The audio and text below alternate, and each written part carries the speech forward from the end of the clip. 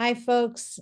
Thank you so much for joining us today. My name is Zoe Grover, and I'm the Executive Director of the Police Assisted Addiction and Recovery Initiative, also known as PARI. Before we get started, I just wanted to give you a couple reminders. So this presentation will be recorded, or it's already being recorded, and it'll be shared with registrants following today's webinar. All attendees have been muted and video has been disabled for this purpose. I see some of you have already started to introduce yourself in the chat. Thank you so much. If you haven't already done that, please do so. And please use the Q&A tool at the bottom right to ask questions. We'll try to answer all the questions following the planned presentation, and any additional questions can be addressed to info@PARI-USA or Kelly if she provides her contact information at the end. We are excited to be joined today by Kelly Corridor, who serves as a Chief Advocacy Officer for the American Society of Addiction Medicine. In this role, she provides strategic direction for ASAM's Advocacy and Government Relations Department and oversees the Society's legislative, regulatory, and advocacy-related liaison activities. Ms. Corridor focuses on developing and advancing policy responses to the nation's addiction and overdose crisis, emphasizing improvements in patient care coordination, workforce growth and diversification, expanded access to evidence-based addiction treatments, and enhanced clinician education. With a successful track record, she has positively influenced federal legislation and regulations that have helped shape the practice of addiction medicine today and organized numerous congressional briefings and prepped addiction medicine physician leaders asked to testify before Congress. Before joining ASAM, Ms. Corridor co-founded a Florida nonprofit dedicated to reducing harms related to drug use and addiction, and worked for nearly a decade as a corporate and commercial real estate attorney in international law firms.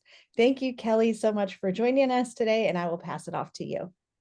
Well, thanks so much, Zoe, and thanks, Michael, for handling the slides today. So good to be here with all of you, and thanks to the Police Assisted Addiction and Recovery Initiative for all you do, including endorsing this landmark legislation, the Modernizing Opioid Treatment Access Act, or how we call it around here, MOTAA.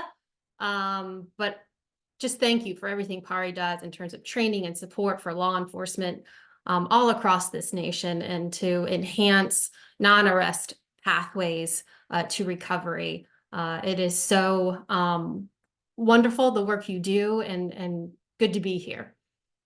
Next slide. So as Zoe said, my name is Kelly Corridor. I am the Chief Advocacy Officer at the American Society of Addiction Medicine, also known as ASAM. ASAM was founded in 1954. It's a professional medical society representing over 7,000 physicians, clinicians, and associated professionals in the field of addiction medicine, and it's dedicated to increasing access to and improving the quality of addiction treatment, educating physicians and the public, supporting research and prevention, and promoting the appropriate role of physicians in the care of patients with addiction. Next slide. But today, we're going to focus on MOTAA, how we modernize how patients access methadone for opiate use disorder in the United States. Now, there's a warning here. My slides are not fancy. And the reason is this bill isn't particularly fancy. It's pretty straightforward. It's H.R. 1359, S644 in the Senate. This is House of Representatives and U.S. Senate. This is federal legislation.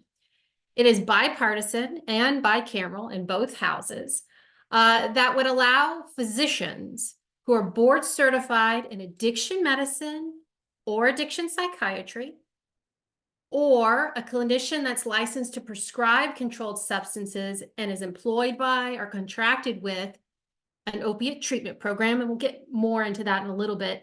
There's a little asterisk there because the version moving through the Senate does not include OTP clinicians anymore. It's only the board certified physicians in addiction medicine or addiction psychiatry that has moved through the Senate or is moving through the Senate.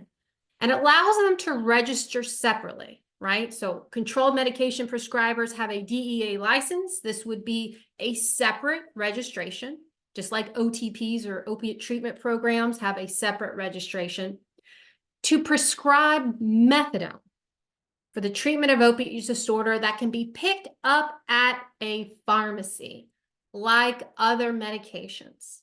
with one caveat, or a big caveat, subject to federal time and treatment restrictions on unsupervised methadone supplies. And these are federal restrictions that live in the federal code, 42 CFR 8, Part 8, that also apply to OTP dispensed methadone for unsupervised take-home use today. It's sponsored by Senators Markey, Paul, and Braun in the Senate, and Representatives Norcross and Bacon in the House. Now we're going to go through why this is needed, kind of the history, what are the hangups, and then we'll leave some time for Q&A at the end. I'll go through the chat, but I'll wait to the end before answering questions submitted. But if you have something in your mind, just pop it in the Q&A. So why is this legislation so critical? I don't have to tell you.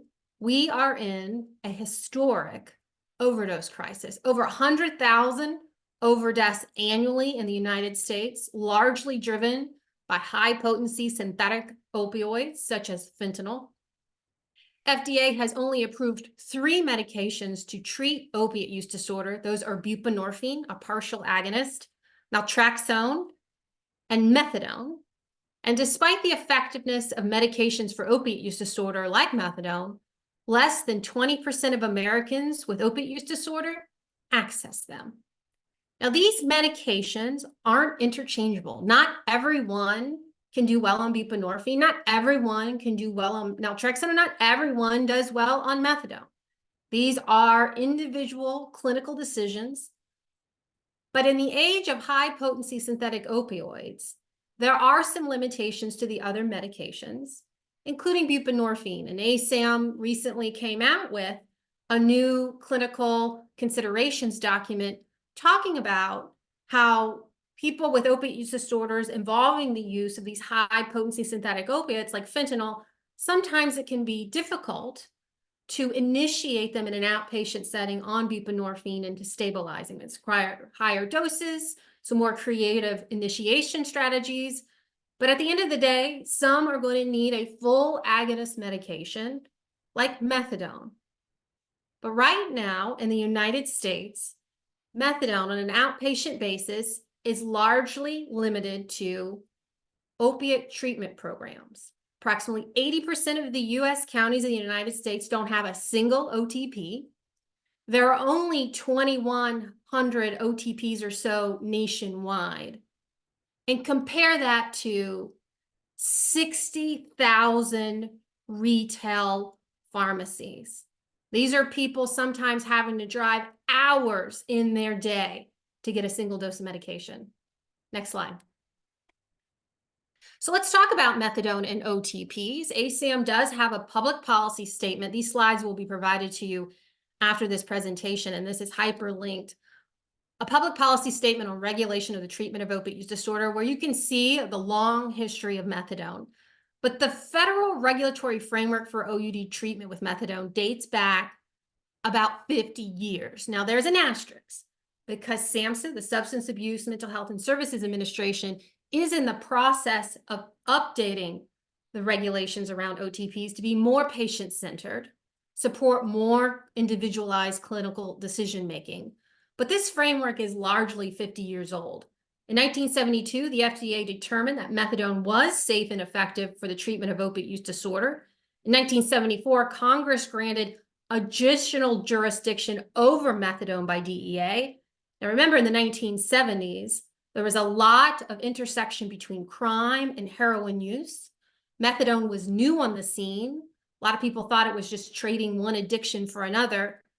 So FDA and subsequently SAMHSA, through regulations, replaced the usual practice of kind of physician autonomy with very strict rules governing the provision of methadone for OUD that did not apply and do not apply when prescribed for pain. And these detailed regulations surrounding the specific medical practice led into a decades-old orientation toward regulatory compliance, often to the detriment of individualized patient care. And with access to methadone restricted or relegated to OTPs, the potential for expansion of this treatment modality has been severely limited. Next slide, Michael. So what's changed in the last 50 years? Why change it now? Well, the American Board of Medical Specialties now recognizes the medical subspecialties of addiction medicine and addiction psychiatry. There are physicians who are board certified in pediatrics, psychiatry, emergency medicine, family medicine, internal medicine. Any one of those can then now subspecialize into addiction medicine or addiction psychiatry. That didn't exist 50 years ago. There are about 7,000 addiction specialist physicians in the US, and compare that to now well over 1 million controlled medication prescribers. This is a conservative piece of legislation, but it's breaking down a 50-year-old barrier. Today, we have state prescription drug monitoring programs all over the nation to promote safer prescribing, control medications, and mitigate diversion risks. That didn't exist 50 years ago. Most OTP dispensed methadone is not appearing in state prescription drug monitoring programs at all. If MOTAA were to pass, all prescriptions of methadone for OUD must be electronically prescribed to the pharmacy, and pharmacists are more logistically situated to input it into the PDMP. Most state PDMP laws capture Schedule II medications dispensed from pharmacies. Now, there may be some navigation of patient consent involved, but logistically, the system is set up for prescriptions to input into PDMP, much like today, most buprenorphine for OUD is going into PDMPs, but if dispensed from an OTP, it is not, which is kind of a blind spot throughout the medical community. During the COVID-19 public health emergency, introduced new methadone take-home flexibilities. So prior to COVID, the federal regulations allowed very limited take-home dosing for people who needed methadone for OUD. They were doing daily pickup at these 2,000 or so locations. SAMHSA loosened that up because of the need for social distancing during COVID, and studies were performed. It was this like real world natural study. And they indicate that such flexibilities have not been linked to a spike in methadone overdoses or widespread diversion. And in December 2022, in its notice of proposed rulemaking to update 42 CFR Part 8, the regulations on OTPs, SAMHSA proposed to improve experiences with OUD treatment through more patient-centered regulations. And here's the key: allowing for greater use of clinical judgment, including regarding the unsupervised use of methadone. It's pretty groundbreaking. Next slide. ASAM identified pretty early on, though, once this legislation was introduced. And by the way, let me give credit where credit's due. This legislation wasn't ASAM's idea. This came from a congressman, Representative Norcross, who was hearing from constituents about the difficulties of accessing OTPs in their communities, holding down a job, taking care of kids while trying to get their dosing of methadone. And in addition, a gentleman who's been in long-term recovery methadone, who now runs opiate treatment programs in Tennessee and Georgia, teamed up with Representative Norcross to try to work out this bill, and eventually brought ASAM into the negotiation of it. But this actually came from people who take methadone and wanted some modernization in the system. I think that's really important to have them centered in this. We have a very robust public education effort on our website at ASAM. It's hyperlinked in this slide. We realized that there was a need for translating the evidence from research studies that identify trends related to flexibilities for unsupervised use of methadone during COVID, and highlight these high quality studies on our website. But maybe even more importantly, there was a significant need for explaining the current law and regulations affecting methadone treatment for OUD, and clarifying how MOTAA would change them and be implemented with real safeguards. Next slide. So here's the law. Congress, about 50 years ago, put this in the code, 21 USC 823. This is it. This is the whole shebang, right? Nowhere in there will you see the words methadone clinic or opiate treatment program. But let's look at some of the highlighted text, and you can see how simple MOTA is after I walk through what this current law is. You see there, it says dispense. That has been interpreted by federal agencies to mean dispense directly on site. So that's how we got these kind of siloed side clinics outside of pharmacies dispensing narcotic drugs, and that's really just methadone. Schedule 3 buprenorphine was taken out of this system last year with the elimination of the X waiver. In order to dispense directly methadone for OUD, you must get a separate registration. Remember, I said that was also required of MOTA. The Attorney General or DEA has to register you, right, for that purpose, same as MOTA, right? MOTA, these addiction specialist physicians would have to get separate registration, not to dispense though, to prescribe. So that's kind of the change in that first preface paragraph. Let's dive into subsection 1. The secretary, that's HHS or SAMHSA, has to qualify them. The analogous provision in MOTA, you have to be an addiction specialist physician. So currently, you have to meet program standards by SAMHSA to be an OTP. MOTA deems addiction specialist physicians who are board certified to be qualified. Diving in number 2, DEA is going to promulgate rules around how you stock methadone for OUD in these siloed clinics and how you maintain records. In MOTA, it's pharmacies. The federal and state pharmacy regulations will govern the security and stocking of methadone in pharmacies. Pharmacies today stock and secure Schedule II medications all day long, including a very similar medication. And I say that with a little tongue in cheek. They stock methadone today just for the treatment of pain. So they're familiar with methadone. Number 3, HHS determines the standards for how much of the methadone can be provided for unsupervised use. That same time and treatment regulation is cross-referenced in MOTA. So the length of these prescriptions will be subject to SAMHSA regulation. And what I have in red in those bullet points is SAMHSA's current time and treatment guidance. If you're in treatment 0 to 14 days, you can get up to 7 unsupervised take-home doses. That's today for OTPs. Same will apply to MOTA. If you're in treatment days 15 to 30, up to 14 unsupervised take-home doses, and 31 days on, up to 28 unsupervised take-home doses. MOTA also has a statutory cap that can never go above 30, but it would be subject to these regulations. The cross-reference is direct, the same time and treatment regulations that SAMHSA can change from time to time. So the thing about the lethality of methadone, it is not dependent on the physical place from which it's dispensed.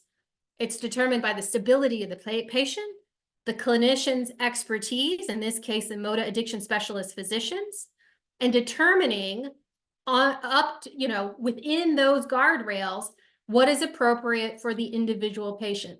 An individual clinician can do daily pickup prescriptions. They can do single dose prescriptions at pharmacies. That's possible. They can observe dosing at their clinic. They can use technology to observe dosing if they want.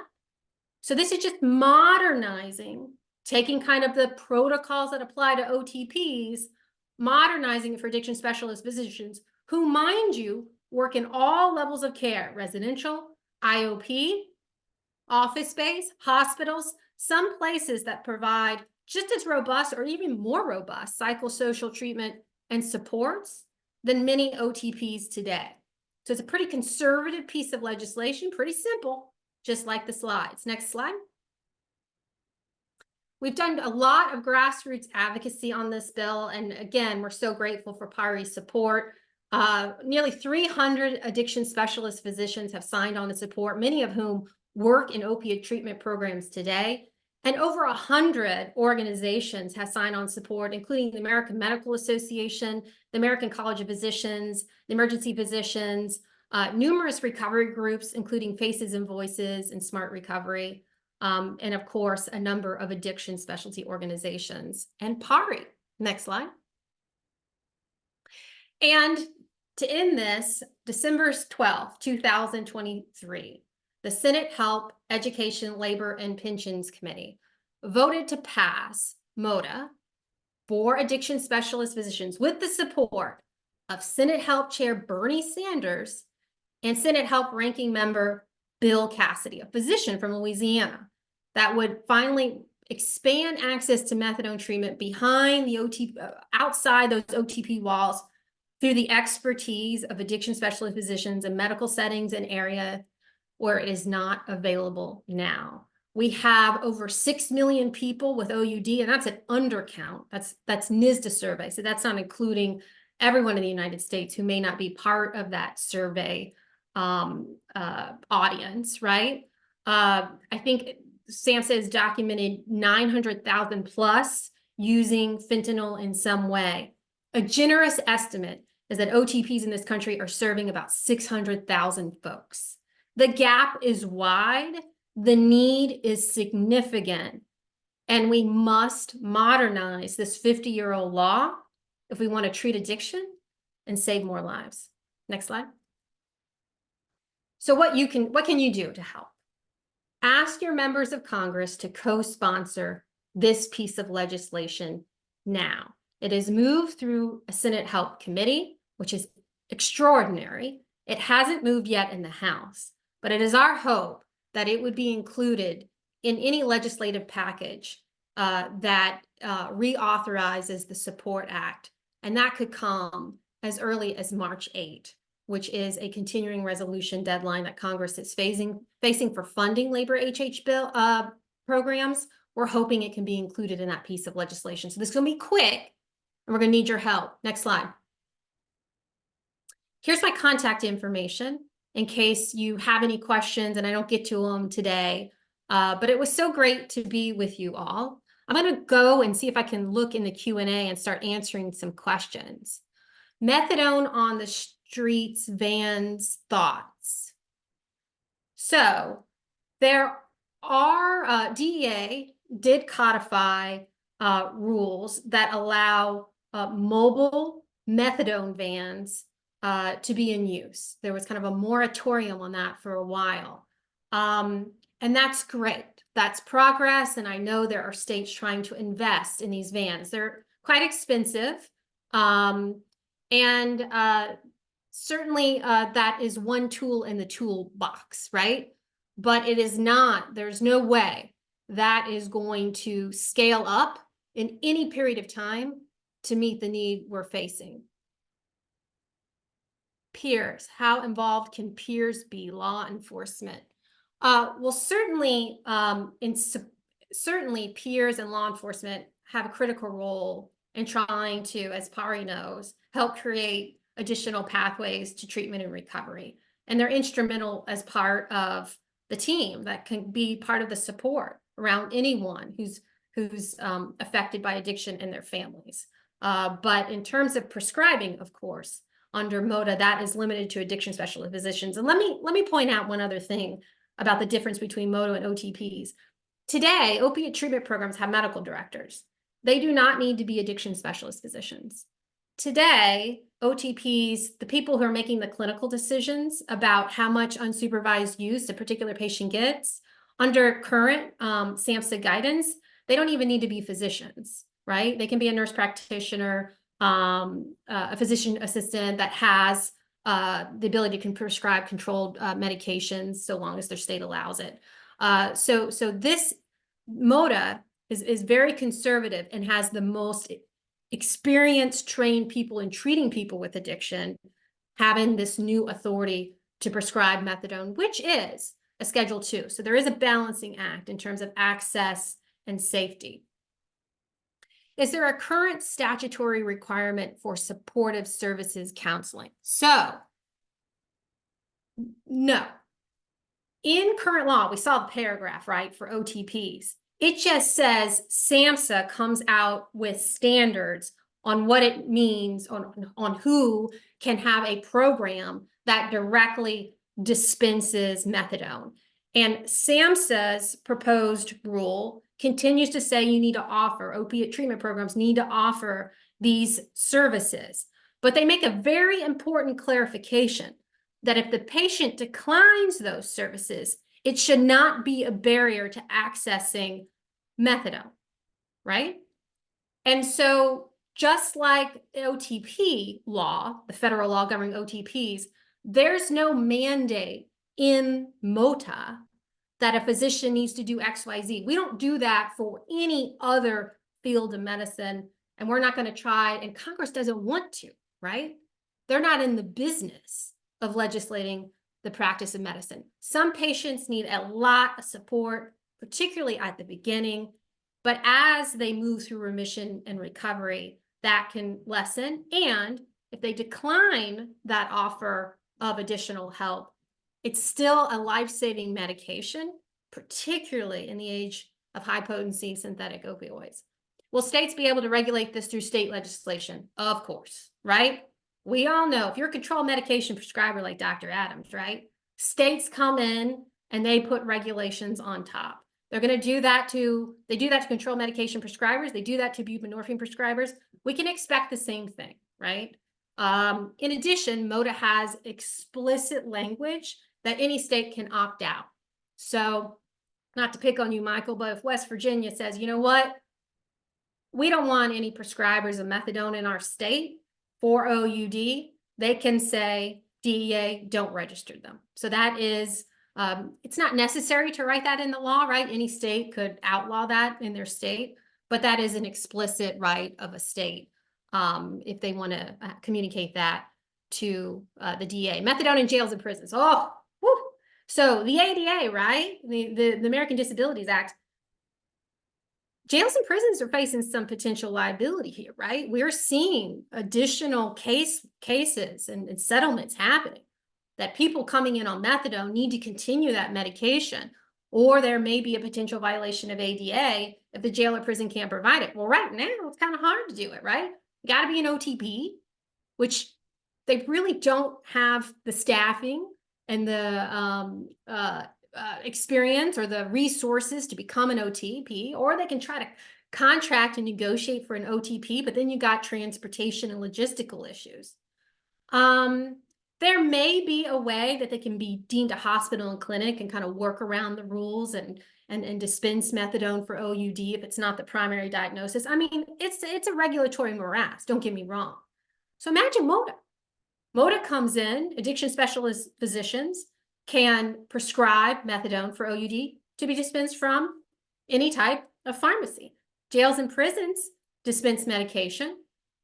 Even if the telemedicine flexibilities, this is important, even if the telemedicine flexibilities during COVID do not become permanent, right? Today, you can initiate controlled medications, and this would be including methadone, if the patient is in front of a DA registrant or in a DEA clinic. So if a prison or jail has a DEA registrant there and is there with the inmate, an addiction specialist physician under MOTAA, assuming state law would allow it, would allow the initiation through telemedicine, and that jail or prison wouldn't have to become an OTP. Huge deal for jails and prisons who are trying to do right by the people they're seeing. They are on the front lines of this crisis, and who are also trying to comply with federal law with limited resources. Just to clarify, the eligible prescribers are only physicians or advanced practitioners. No. So under the bill that is moving in the Senate, S644, the only eligible prescribers are physicians, no one else, physicians who have board certification. It's a subspecialty in addiction medicine or addiction psychiatry. No advanced practitioners at all, only physicians. In the bill in the Senate. In the House, it is those physicians as well as OTP clinicians, those clinicians who contract or employed with an OTP. But most likely, if we're going to get it through this Congress, I'll just be frank with you, it's probably going to be the Senate version, those physicians only who are board certified in addiction medicine or addiction psychiatry, and there are about 7,000 or so today. We want to avoid daily dosing at pharmacies and to avoid liquid methadone generally, as methadone for pain is specifically. What is the discussion about these issues? Okay. So there are, first of all, a pharmacy could do liquid methadone, right? There's nothing preventing that. What would probably be most likely, specifically at the beginning, or particularly at the beginning, there are diskettes that I believe are pretty chalky if you try to inject them, right? And the patient would have instructions on how to turn it into a liquid to drink. That's probably in the United States the most likely to happen. And like I said, MOTAA is about pharmacy dispensing for unsupervised use. So what we envision is you could get a single prescription, a single pickup, one dose at a time. That could happen, but it's not like observed dosing is happening necessarily at the pharmacy counter in the United States, right? You can maybe only pick up your one dose at a time. And particularly at the beginning of the treatment, the clinician may have you come back to their clinical setting for observed dosing or use some remote monitoring technology to observe the dosing if needed. Not everyone needs, by the way, supervised or observed dosing. Kelly, Go ahead. oh, I was going to say, I do see we're at 12:32. So Yes. if you want to take one more question and then we will wrap up. Folks, we are going to send you a recording of the call, and we'll also send around Kelly's slide presentation. So you'll have all the information presented here today. So Kelly, one more question. One more, and it's the doozy. All right. So I'm glad we're ending on this one. Why not allow just primary care to also prescribe? And maybe they need special training. Good question. Well, ASAM's public policy statement does recommend that other physicians with specialized training, to be determined, right, should be able to prescribe in this way. What MOTAA reflects is what's politically possible. So this is a good lesson in any type of advocacy or legislation. There's maybe the ideal scenario, and then there's what's possible. And this bill has quite a bit of opposition or kind of apathy.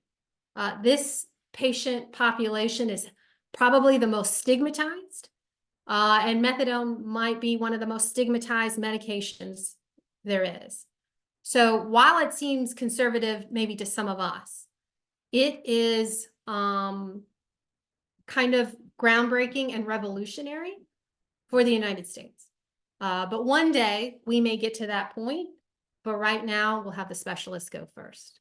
And with that, I want to thank you so much. And you have my email if anyone wants to follow up with any questions or how they can get involved and help. Great. Thank you so much, Kelly. Thanks everyone for being here today. Again, we will send around a recording and the slides, and I very much appreciate Kelly for being here today. Bye-bye.